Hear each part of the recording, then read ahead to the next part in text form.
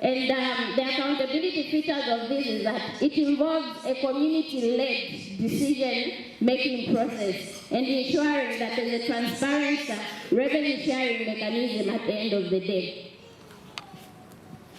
And when it comes to inclusive leadership in natural resource management, we would want to know what the benefits are. It ensures that local communities are empowered at the end of the day, and also boosts a sense of ownership when you include both the women and the men, the youth, when it comes to resource management and governance. It also ensures that we strengthen the sense of ownership and responsibility at the end of the day. Moreover, when we employ inclusive leadership in natural resource management, there is that principle of fairness and social justice, but at the end of the day, effectiveness, adaptability, and sustainability in natural resource management is enhanced at the end of the day. So what strategies for implementation can we, as a conservation sector in Zambia, employ? We can look at transparency measures that look at us operating or using open data initiatives and also public engagements from different forums like this one. Then when it comes to enhancing accountability, we can look at establishing clear reporting mechanisms that are already there in Zambia. Then also implementing performance metrics. When it comes to promoting inclusive leadership, we can all do community consultations because this is key when it comes to the governance and management of natural resources. Also, inclusive decision-making in structures.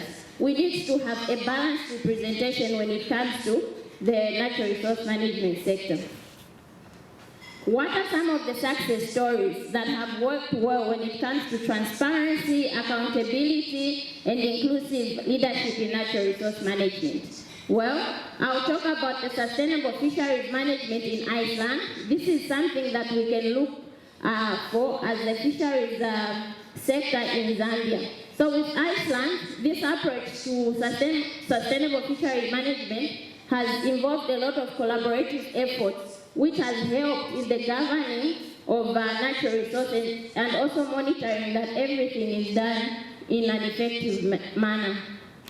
Then we go to Costa Rica's Payment for Ecosystem Services program. This program's successful factor is that in the early 90s, Costa Rica implemented the groundbreaking PESA program where landowners were expected to pay for preserving their forests and also promoting biodiversity and protecting watersheds. This initiative also has been significant in increasing the forest cover and biodiversity while ensuring a sustainability plan for the management of natural resources. Then we come to another successful story of Namibia, who are pioneers of community-based natural resource management. With Namibia, we see that when it comes to management of resources, the local communities have full power when it comes to decision-making and governance of those resources. So how do we overcome these challenges that we're facing as a Zambian community in the conservation sector? Well, we can all employ an aspect of us working collectively together to address the common roadblocks that we have in the conservation sector.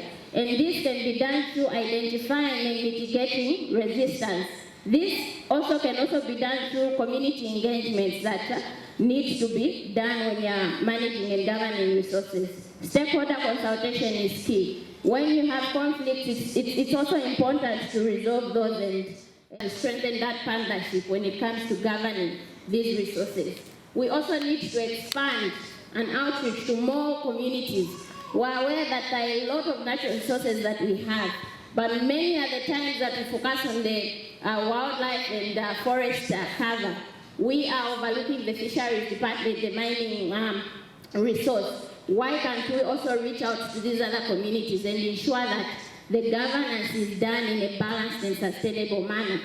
We can also ensure long-term sustainability through continuous adaptation and improvement.